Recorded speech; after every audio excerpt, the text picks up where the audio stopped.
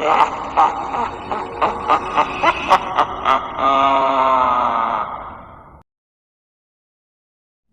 नाम लीसा है और अमेरिका में ज्यादातर लोगों की तरह मैं भी एक कैथोलिक हूँ। मैं तब से चर्च जा रही हूँ जब मैं बहुत छोटी थी और मुझे याद नहीं कि वो कौन सा रविवार था जब मैं चर्च नहीं गई थी। मेरे जीवन में ऐसे कई पल आए जहाँ मेरे विश्वास का परीक्षण लिया गया। यहाँ तक कि ऐसे पल भी जहाँ मैंने खुद से कहा कि ये सब सच नहीं है। लेकिन उन पलों में से किसी ने भी मेरे विश्वास का परीक्षण नहीं लिया। उन्होंने मुझे सिर्फ ये सिखाया कि जैसे वहाँ ऊपर कोई है जो हमें देख रहा है, उसी तरह कुछ बुरे और बेरहम लोग भी हैं जो आपको अपने साथ नरक में धकेलना चाहते हैं। ये सब एक दुखद दिन से शुरू हुआ जब एक रेल दुर्घटना में मैंने अपने पति और बच्चों को खो दिया। डिप्रेशन ने मुझे जकड़ लिया। मेरा दिल शंकाओं से भर गया था और मेरा कोई भी दोस्त मुझे उसमें से निकाल नहीं सका। केवल एक चीज जो मेरे लिए मददगार रही वो थी चर्च। और समय के साथ फादर थॉमस एकमात्र ऐसे व्यक्ति बन गए जिनकी मैंने बात सुनी। फादर थॉमस विश्वास के व्यक्ति थे, एक अच्छे और उदार व्यक्ति जो हमेशा चर्च में आने वाले सभी लोगों के लिए सर्वश्रेष्ठ चाहते थे। वो एक ज्ञानी व्यक्ति भी थे, मानो उनकी सलाह ने मेरी आत्मा को मेरे जीवन में वापस ला दिया। मुझे एक महिला के रूप में उनमें कोई दिलचस्पी नहीं थी और उन्हें मुझ में कोई दिलचस्पी नहीं थी। मेरे लिए वो एक मार्गदर्शक थे। मैं जल्दी ही उस चर्च के प्रति भावुक हो गई। मेरे दोस्त मुझे कहते थे कि मैं वहाँ बहुत अधिक समय बिताती हूँ और मैं चर्च या फादर थॉमस के बारे में बात करने के अलावा और कुछ नहीं करती। कभी कभी मैं सोचती थी कि शायद वो मुझसे चलती हैं, लेकिन मैं खुद से ही झूठ बोल रही थी। मैं जानती थी कि वो सही कह रही हैं। मुझे परवाह ही नहीं थी। मुझे सिर्फ चर्च में समय बिताने की परवाह थी। जैसे जैसे समय बीतता गया मैंने महसूस किया कि जितना मैंने सोचा था फादर थॉमस उससे कई अधिक अजीब व्यवहार कर रहे थे। जब भी मैं उन्हें लेने जाती वो मेरे पास आ जाते। पहले तो मुझे लगा कि ये उनकी दया की भावना है, लेकिन जैसे जैसे समय बीतता गया मुझे एहसास हुआ कि वो नहीं चाहते थे कि मैं उनके ऑफिस में आऊँ। उस समय मैंने सोचा कि ये शायद अच्छा है, शायद कुछ मेरी समझ से परे है कि थॉमस नहीं चाहते कि मैं इसमें शामिल हूँ। मैंने सोचा कि मुझे उन पर शक करने की जरूरत नहीं है। लेकिन कुछ दिनों बाद जो हुआ उसके बाद मुझे लगा कि भक्त होने और मासूम होने के बीच एक बड़ा अंतर है। लीजा मेरी बेटी, कल मैंने देखा कि तुम मेरे ऑफिस में आकर मेरी जासूसी कर रही थी। क्या तुम्हें कुछ परेशान कर रहा है? हमेशा की तरह फादर थॉमस बहुत चौकन्ने थे, लेकिन उसी के साथ प्रभावशाली भी। मैं माफी चाहती हूँ। दरअसल मैं बहुत जिज्ञासु व्यक्ति हूँ और मैं हमेशा आपका ऑफिस देखना चाहती थी। ऐसा दोबारा नहीं होगा। तुम्हें इस जिज्ञासा के भाव से सावधान रहना चाहिए बेटी, क्योंकि ये शैतान आमतौर पर भेड़ों को झुंड से अलग कर देता है। हाँ, मुझे माफ कीजिएगा फादर। चिंता मत करो लीसा, तुम जानती हो क्या, अगर तुम आज रात आती हो तो मैं तुम्हें अपना ऑफिस दिखा सकता हूँ। तुमने कई बार साबित किया है कि तुम परमेश्वर की संतान हो और मुझे यकीन है कि तुम इस चर्च के बारे में और इसकी दीवारों में क्या छिपा है इसके बारे में थोड़ा और जानने के लिए तैयार हो। क्या आपको वाकई ऐसा लगता है? मैं जबरदस्ती अंदर नहीं आना चाहती। भगवान के घर में कोई जबरदस्ती नहीं आता लीजा। तुमसे मैं आज रात को मिलता हूँ। उत्साहित होकर मैंने उस रविवार की प्रार्थना सभा जारी रखी और शाम को दोपहर के भोजन के बाद मैं चर्च चली गई। मुझे डर था कि शायद मैं थोड़ी लेट हो गई हूँ, लेकिन फादर थॉमस वहाँ थे, हमेशा की तरह अपने चेहरे पर एक बड़ी मुस्कान के साथ मेरा इंतजार कर रहे थे। उन्होंने मुझे अपने ऑफिस की दिशा में आने का इशारा किया। पूरे रास्ते हम चुप थे। थॉमस अभी भी एक बड़ी मुस्कान के साथ चल रहे थे, लेकिन मुझे बहुत अजीब महसूस हो रहा था। मुझे लगा कि कुछ गड़बड़ है, लेकिन मैं किसी भी चीज का गलत मतलब नहीं समझना चाहती थी, क्योंकि आखिर मैं भगवान के घर में थी। जब हम ऑफिस पहुंचे तो मैं बड़ी जिज्ञासा के साथ अंदर गई और जब दरवाजा बंद हुआ तो मुझे लगा कि थॉमस मेरे साथ अंदर आए हैं, लेकिन मुझे आश्चर्य हुआ कि मैं अकेली थी। फादर, कोई जवाब ना मिलने पर मैं ऑफिस का निरीक्षण करने लगी। ये बिल्कुल आम लग रहा था। इसमें ऐसा कुछ भी नहीं था जिसने मेरा ध्यान खींचा हो। एक बात को छोड़कर एक तरफ एक बड़ी भयानक तस्वीर लगी हुई थी। मुझे डरावनी फिल्में कभी पसंद नहीं आई, लेकिन फिर भी मुझे पता था कि ये कहां से है। वो तस्वीर उसी फिल्म की थी, द नन, लेकिन ये यहाँ क्या कर रही थी? वो तस्वीर बहुत भयानक थी। ऐसा लग रहा था जैसे वो नन पीछे मुड़कर मुझे ही देख रही हो। मैंने उसे देखना बंद कर दिया और बाहर निकलने की ओर बढ़ गई, लेकिन अचानक लाइट चली गई और फिर वापस आ गई। भयभीत होकर मेरी आंखें ऑफिस के चारों ओर घूमती रही। फिर मेरी नजर कुछ ऐसी चीज पर पड़ी जिसे देखकर मेरे होश उड़ गए। नहीं नहीं नहीं नहीं, ये नहीं हो सकता, ये बिल्कुल नहीं हो सकता। नन की तस्वीर अभी भी मेरे सामने थी, लेकिन वो खाली थी। एक बार फिर लाइट चली गई, लेकिन लाइट वापस नहीं आई। लाइट का स्विच यही होना चाहिए।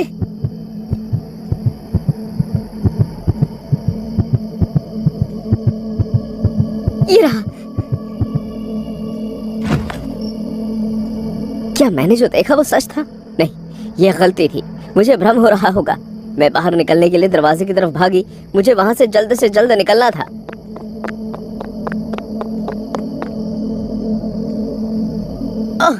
मेरा शरीर दर्द कर रहा है। जैसे कि मैंने हमलावर की दिशा में देखा, मैंने द नन को नहीं बल्कि फादर थॉमस को मुस्कुराते हुए देखा। फादर, क्या हो रहा है? मैंने तुम्हें चेतावनी दी थी लीसा। जिज्ञासा ऐसी चीज है जो भेड़ को झुंड से अलग कर देती है। क्या तुम शैतान हो? नहीं लीसा, मैं बस तुम्हारी तरह आस्था का व्यक्ति हूँ। बस इतना है कि मेरा विश्वास कहीं और है। क्या मतलब है तुम्हारा? देखो लीसा, मैं फादर थॉमस नहीं हूँ। फादर थॉमस को कई साल पहले एक छोटी सी दुर्घटना का सामना करना पड़ा था, और हालांकि उनकी जगह लेना बहुत आसान था, फिर भी कोई उनसे कभी नहीं मिला। और जो लोग उन्हें जानते थे या उनसे मिले हुए थे, उन्हें भी किसी न किसी दुर्घटना का सामना करना पड़ा, है ना? क्यों? तुम ऐसा क्यों कर रहे हो? तुम्हें पता है, मेरा मानना है कि एकमात्र ईश्वर जो मानव जाति के संपर्क में है वो ऊपर नहीं है लीसा, बल्कि नीचे है। मैं उसके प्रति समर्पित रहना पसंद करता हूँ। ये तुम मेरे सर पर क्या बना रहे हो? मेरे शरीर में बहुत दर्द हो रहा है, मैं हिल भी नहीं पा रही। मैंने देखा, मुझे लगता है कि तुम्हारा पैर टूट गया है। नन ने तुम्हें सचमुच पीटा है, लेकिन ये एक अच्छी बात है। इन निशानों के साथ वो निश्चित रूप से तुम्हारी तलाश में आएगी। तुम एक उत्कृष्ट त्यागी बनोगी लीसा। ऐसा नहीं हो सकता। नन एक काल्पनिक चरित्र, वो सिर्फ एक फिल्म का हिस्सा है। हाँ, एक सच्ची कहानी पर आधारित फिल्म से। पागल लड़की, क्या तुम नहीं जानती कि वॉरेन सच में थे? ओह, वो करीब है। अलविदा कहने का समय आ गया है लीजा। नहीं। अचानक मुझे अपने पास एक ठंडी सनसनी महसूस हुई। मैंने अपना सर घुमाया और द नन अपनी तस्वीर से बगल में खड़ी थी, मुझे घूर रही थी। ओह, देखो उसे, क्या वो सुंदर है ना? इसे मार डालो नन, ये मेरा तुम्हारे लिए बलिदान है। इन शब्दों के साथ नन मेरे पास आई, लेकिन अचानक उसका सर घूम गया। क्या? नहीं, मुझसे दूर हो जाओ, उसे पकड़ो। नन ने थॉमस के सामने कदम रखा, जबकि नकली फादर वहीं का वहीं खड़ा रह गए, हिलने डुलने में असमर्थ। नन ने उसे गले लगा लिया और बहुत ही तेज गति के साथ उसे कमरे से बाहर ले गई। मुझे अभी भी समझ नहीं आया कि क्या हो रहा था, लेकिन मुझे पता था कि यह मेरे बचने का मौका था। बड़ी मुश्किल से मैं बाहर निकलने के लिए लंगड़ा कर चलने लगी। वो आखिरी दिन था जब मैं उस चर्च में गई थी। उस रात मैंने जो कुछ अनुभव किया या जो कुछ हुआ, उसके बारे में मैंने किसी को नहीं बताया।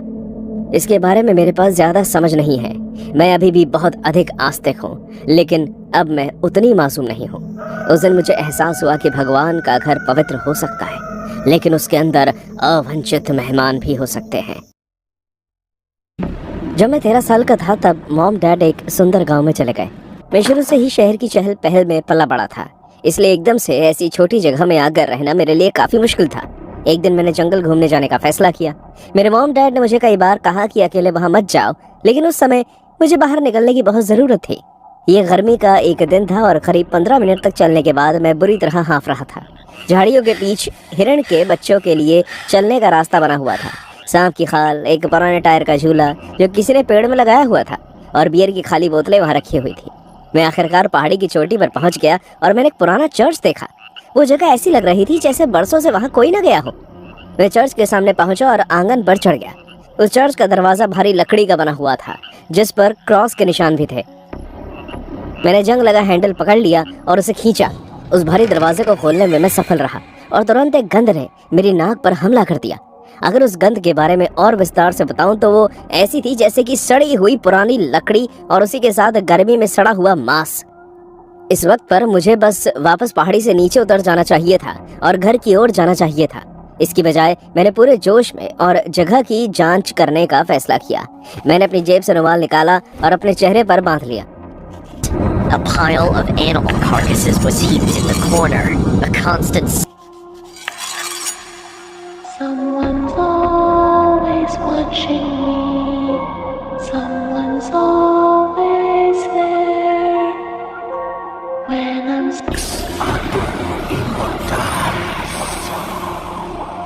Libri spondeo nex. Adveo quod animadverto. Operor continui. Someone's always watching me. Someone's always there. Someone's always watching me.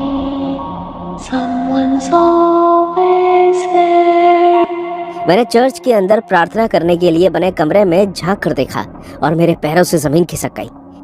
कमरे के अंदर सफेद लिबास पहने लोगों का एक समूह खड़ा था जो पूरी तरह से इस अजीब धुन को गुनगुना रहा था।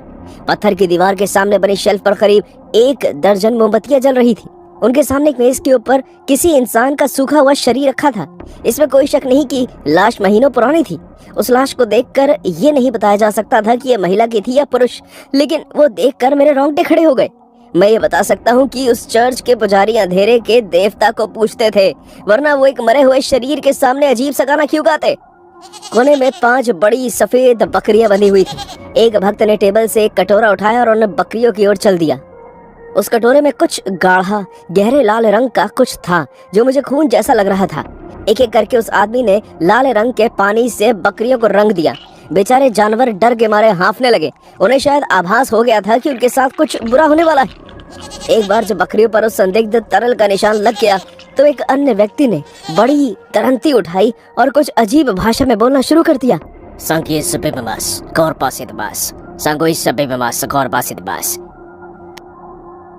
पूरा समूह चिल्लाया, शैतान की जय हो, अंधेरे के देवता की जय हो। मेरी आंखों के सामने दरंती हाथ में लिए वो आदमी ने एक एक करके बकरियों को काटना शुरू कर दिया। चर्च का फर्श खून से सन गया। मैं ये देखकर डर गया था। अचानक पीछे से आवाज आई, क्या तुमने जो देखा वो तुम्हें पसंद आया? जब मैं पीछे मुड़ा तो मैंने एक बूढ़ी औरत को अपने सामने पाया। उसके पास केवल उसका ऊपरी धड़ था जिसे उसने अपने कमजोर पतले हाथों पर संतुलित कर रखा था। मैंने जवाब देने की कोशिश की लेकिन मेरी आवाज मेरे गले से बाहर नहीं निकल रही थी। मेरे दिमाग में इतना भी आया कि शायद मुझे यहाँ से निकलना चाहिए। बिना एक शब्द कहे मैं तेजी से वहां से भागा। उस महिला ने किसी जानवर की तरह मेरा पीछे करना शुरू कर दिया। वो अपने हाथों पर दौड़ रही थी और वो काफी तेज भी थी। रुको, डरो मत, मुझसे जुड़ जाओ। मैंने जो कुछ भी किया उसके लिए किया। उसने बेशक मेरा आधा शरीर ले लिया लेकिन मैं फिर भी जिंदा हूँ। उसके चमत्कार में विश्वास करो। अंधेरे का देवता लेता है और वो देता भी है, पागल बच्चे। लेकिन मैं नहीं रुका।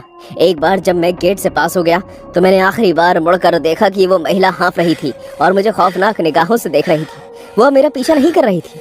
अपने माथे से पसीना पोंछते हुए उसने कहा, वही तुम्हारी किस्मत का फैसला करेगा। मैं पहाड़ी से नीचे भागा और कुछ ही देर बाद बेहोशी की हालत में फिसलते हुए गिर गया। मेरी आंखों के आगे अंधेरा छा गया था। 2 दिन बाद मुझे अस्पताल में होश आया था। मेरे मॉम, डैड और पुलिस ने मुझसे बहुत पूछताछ की। वो जानना चाहते थे कि क्या हुआ था और मैंने उन्हें वही कहानी सुनाई जो मैंने अभी आपको बताई थी। उन्हें मुझ पर विश्वास नहीं हुआ, कम से कम उस बारे में तो नहीं जो मैंने चर्च के तहखाने में देखा था। पुलिस चर्च और उस महिला की तलाश में लग गई थी जिसके बारे में मैंने उन्हें बताया था। उन्हें खाली चर्च में कुछ नहीं मिला, लेकिन कहानी यही खत्म नहीं होती। इस घटना के 1 हफ्ते बाद जब मैंने अपनी आम जिंदगी शुरू कर दी तो मैंने उस महिला को फिर से देखा। मैं अपने घर के आंगन में बैठकर सूर्यास्त देख रहा था जब मैंने पास में किसी के हंसने की आवाज सुनी। मैंने सर घुमाया तो देखा वो कुछ दूर एक पेड़ के नीचे खड़ी थी। इस बार वो काफी अलग लग रही थी। उसके पास एक पूरा इंसान का शरीर था और वो आश्चर्यजनक रूप से जवान दिख रही थी। उसके घुंघराले और चमकदार बाल थे और उसने एक लाल गाउन पहना हुआ था। उसकी त्वचा फीकी लग रही थी लेकिन सारी झुर्रियां चली गई थी। उसकी कांच जैसी नीली आंखें मुश्किल से झपक रही थी। उसने मेरी तरफ अपना हाथ हिलाया और कहा, मैंने तुमसे कहा था ना कि अंधेरे का देवता लेता है, अंधेरे का देवता देता भी है। अभी भी समय है, हमसे जुड़ जाओ। मैंने अपनी मॉम को आवाज लगाते हुए चिल्लाया, मॉम, मॉम, वो यहाँ है, वो वापस आ गई है। पलक झपकते ही वो वहां से चली गई। मुझे नहीं पता कि वो गायब हो गई या जमीन में घुल गई, लेकिन वो चली गई थी। अब 15 साल हो गए हैं। मुझे समझ नहीं आया कि उसने अपना शरीर और अपनी उम्र को कैसे पुनर्जीवित किया, लेकिन मैं प्रार्थना करता हूँ कि मैं उसे फिर कभी न देखूं। कोई भी मेरी इस बात पर विश्वास नहीं करता, लेकिन इस घटना का कोई भी पल मेरी याददाश्त से कभी नहीं बदलेगा। अभी दरवाजा बंद है। मैं यहाँ बैठा हूँ बिल्कुल अकेला, और मेरी मदद करने वाला कोई नहीं है, और मैं जानता हूँ कि मेरा अंतिम वक्त आ गया है। फिर भी मैं चाहता हूँ कि अगर कोई कभी भी किसी सवाल की तलाश करता है तो उसके लिए ज्यादा से ज्यादा जानकारी उपलब्ध हो। मैं शहर में छुट्टी बनाने आया था, एक पर्यटक के रूप में। मुझे इस शहर में कभी नहीं आना चाहिए था, लेकिन ये जगह नायाब और शांत लग रही थी, जो मेरे जैसे लेखक की नई किताब पर काम करने के लिए बिल्कुल सही जगह थी। इसलिए मैंने सोचा क्यों नहीं। जिस दिन मैं यहाँ आया उस दिन सब कुछ ठीक लग रहा था। वो शनिवार का दिन था और मैं अपना समय पास की दुकानों पर जाने और लोगों को जानने में बिताया। इसके बाद वो रविवार भी ठीक था। किसी ने भी नाटक करने की कोशिश नहीं की। हर कोई वास्तव में खुश लग रहा था। सच कहूँ तो हर कोई मेरे साथ ठीक वैसे ही बर्ताव कर रहा था जैसे वो शहर में आने वाले अन्य पर्यटकों के साथ करते होंगे। सोमवार का दिन था जब मैंने पहली बार कुछ अजीब देखा। हम ये जरूर उम्मीद करते हैं कि सप्ताह के दिन शांत होंगे। जब मैं बाहर निकला तो मुझे भी यही लग रहा था। मैं गली के कोने में बने एक छोटे से रेस्टोरेंट पर कुछ खाने के लिए रुका, लेकिन सब कुछ बहुत ही अलग लग रहा था। ये काफी परेशान करने वाला था। जिस तरह से सभी शटर नीचे थे और देखने के लिए कोई इंसान नहीं था। मैंने इसके बारे में वेट्रेस से पूछने का फैसला किया। वो पहली इंसान थी जिसे मैंने पूरे दिन में देखा था। सब कहाँ हैं? चर्च में। क्यों? हाँ, और कहाँ? सोमवार को? ओह, हम यहाँ थोड़े अलग धर्म का पालन करते हैं। क्यों ना आप खुद जाकर देख लें? हो सकता है कि आप भी हम में से एक बनने का फैसला कर लें। वो मेरी तरफ देखकर मुस्कुराई। उसके पीले और टेढ़े दांत दिखाई दे रहे थे और फिर काउंटर साफ करने के लिए वापस चली गई। मुझे अजीब लगने लगा और मैंने वहां से जाने का फैसला किया। मैं अपने होटल वापस आ गया और उस लड़की ने जो कहा उसके बारे में मैं सोचने लगा। मैंने हमेशा धर्म का अध्ययन करने का मन बनाया था और मेरे मन में इसके लिए बहुत सम्मान था। इसलिए मैंने फैसला किया कि शायद वो सही थी, शायद ये दिलचस्प होगा। मैं अपनी गाड़ी में सवार हो गया और चर्च के लिए निकल गया। बड़े बड़े अक्षरों में बाहर लिखा हुआ है, स्वागत है। मैं अंदर चला गया और पहली चीज जिसने मेरा ध्यान आकर्षित किया वो थी वहाँ की गंध।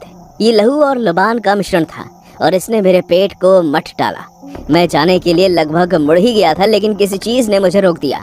मैं पहले बेंच पर जाकर बैठ गया। अपनी उपस्थिति से किसी को भी कम से कम परेशान करने की कोशिश करते हुए मैंने चारों ओर देखा। पूजा के सामने पड़े टेबल को लाल कपड़े में लपेटा गया था और हर जगह मोमबत्तियां जल रही थी। टेबल के दोनों ओर काले कपड़े पहने 2 आदमी खड़े थे। उनके चेहरे ढके हुए थे, लेकिन वो ऊंची और तेज आवाज में बोल रहे थे, हे देवता, हम अपने सामने तुम्हारा स्वागत करते हैं। अब हमारे बीमार भाई को उसके पापों और शारीरिक भूलों से मुक्त कर दो। और उसी के साथ एक आदमी सामने आया और उसने अपना सर टेबल पर रख दिया। काले रंग का चोगा पहने 2 आदमी एक प्रकार का गाना गाने लगे और मुझे शुरुआत में ही एहसास हो गया कि ये लैटिन में है। जैसे उन्होंने जाप किया, वो और बाकी मंडली एक एक करके चर्च से बाहर निकलने लगे। मेरे बगल वाली महिला की तरफ मुड़कर मैंने धीरे से पूछा कि क्या चल रहा है। देवता उसे ठीक कर देंगे। वो उसे अगली दुनिया में ले जाएंगे ताकि वो अच्छाई से भर जाए। जल्द ही उसकी सांसारिक बीमारियों से ठीक होकर वो जल्द ही वापस आएगा। चर्च से बाहर आने से पहले वो मुझे देखकर मुस्कुराई और उसने मेरे हाथ को थपथपाया। हालांकि मैं वहाँ आखिर तक बैठा रहा। मेरे अलावा वहाँ वही आदमी बचा था जिसका सर टेबल पर रखा हुआ था। और फिर मैंने एक शोर सुना। वहाँ जरूरत से ज्यादा शांति थी, लेकिन इस शोर ने चर्च की हवा को इतना तेज कर दिया कि मोमबत्तियां झिलमिला उठी। मैंने मुड़कर देखा तो मेरे बगल में कुछ खड़ा था। ये लंबा था, पंखों वाला था और इसकी आंखें लाल चमक रही थी। इसका एक विशाल खुला जबड़ा और पिघले हुए लावा जैसे दांत थे। इन विकृतियों के बावजूद उसमें एक इंसान का शरीर था और उसने एक प्रकार का फटा हुआ चोगा पहन रखा था। हालांकि इसके बारे में शायद सबसे बुरी बात उसकी गंध थी। इससे मौत और सड़े हुए मांस की गंध आ रही थी और मुझे उल्टी करने की इच्छा होने लगी। उस आदमी ने टेबल से अपना सर उठाया, जानवर को देखा और चिल्लाया, लेकिन तब तक बहुत देर हो चुकी थी। वो जानवर उसकी ओर लपका और उस लड़के को फर्श पर गिरा दिया। मैं अपने पैरों पर लड़खड़ा गया। मेरे शरीर में डर भर आया और मैं दरवाजे की ओर भागा। जैसे ही मैंने ऐसा किया, मैंने देखा कि जीव अपनी दावत से अपना सर उठा रहा है और मेरी ओर मुड़ रहा है। उसकी चमकती हुई लाल भूखी आंखें मेरी आंखों में सीधे देख रही थी। मैं दरवाजे से बाहर और भी तेजी से भागा और बाहर खड़ी भीड़ के बीच से निकल गया। दूर हो जाओ, ये तुम्हारे लिए आ रहा है। लेकिन किसी ने नहीं सुना। वो बस मुझे घूरते रहे जैसे मैं पागल था और मुझे अपनी गाड़ी में बैठते हुए देखते रहे। मैंने चर्च के दरवाजे की ओर देखा। मुझे उम्मीद थी कि वो जानवर वहाँ खड़ा होगा, लेकिन ऐसा कुछ भी नहीं था। जितनी तेजी से मैं गाड़ी चला सकता था मैंने चलाई, और जब तक मैं शहर से बाहर नहीं निकल गया तब तक मैंने पीछे मुड़कर नहीं देखा। लेकिन ये खत्म नहीं हुआ था, इसलिए मैं ये सब लिख रहा हूँ। मैं जिस होटल में पहले रुका था वो शांतिपूर्ण लग रहा था और मैंने लगभग अपना पूरा अनुभव अपने पीछे छोड़ दिया था। लेकिन जैसे ही मैं अपने कमरे में कंप्यूटर के सामने आकर बैठा, मैंने अपनी खिड़की के बाहर किसी पक्षी के फड़फड़ाने की आवाज़ सुनी। मैं पर्दे बंद करने के लिए उठा, लेकिन जब मैंने बाहर देखा तो छत के किनारे पर उस जानवर को बैठे हुए देखा। उसकी आंखें कांच की तरह चमक रही थी और मुझे घूर रही थी। मैं पीछे की ओर ठोकर खाकर कुर्सी से टकरा गया। एक क्षण भर में वो जानवर छत से उड़कर मेरे कमरे की खिड़की तक छलांग लगा चुका था। उसकी लाल आंखें मेरे दिमाग में जैसे छेद कर रही हों। वो वहीं खड़े होकर मुझे घूर रहा था और मुझे बहुत ही गुस्से और नफरत भरी नजरों से देख रहा था। मैंने उसकी योजना को, उसके खुशहाल जीवन को बर्बाद कर दिया था जिससे उसने जिया था। मैं इसके लिए खतरा था और उसके लिए मुझे हटाना जरूरी था। चिल्लाते हुए मैंने प्रबंधक को फोन किया, जो कुछ सेकंड्स बाद मेरे कमरे में आ गए। हालांकि तब तक वो जा चुका था, अंधेरे में कहीं गायब हो गया था। मैंने उन्हें ये बताने की कोशिश की कि क्या हुआ है, लेकिन मैनेजर ने मुझे ऐसे देखा जैसे मैं पागल हो गया हूँ। मुझे पता है कि उसने सोचा था कि मैं पागल था, और यहाँ तक कि जब मैं अगली सुबह होटल से निकला तो मुझे पता था कि वो मेरे जाने से खुश होगा। मैं ये सब एक अलग होटल से लिख रहा हूँ, एक अलग राज्य में। मैं नहीं जानता कि मैं कब तक इसके आगे टिक सकता हूँ, क्योंकि मैं जानता हूँ कि ये मेरा पीछा कर रहा है। ये बुद्धिमान है, ये जानता है कि मैंने इसे देखा है और ये मुझे मारना चाहता है। मैं अभी भी अपने ऊपर उसके पंखों को सुन सकता हूँ। गिद्ध की तरह मेरे कमरे पर चक्कर लगा रहा है। जब मैं गाड़ी चला रहा होता हूँ तो वो मेरा पीछा करता है। बस उस वक्त तक का इंतजार कर रहा है जब तक कि मैं अकेला ना हो जाऊं। मैं इस तरह नहीं चल सकता। मेरे पास पैसे खत्म हो रहे हैं और मेरे पास समय भी खत्म हो रहा है। जल्द ही ये मुझे पकड़ लेगा और जब ये होगा मैं मारा जाऊंगा।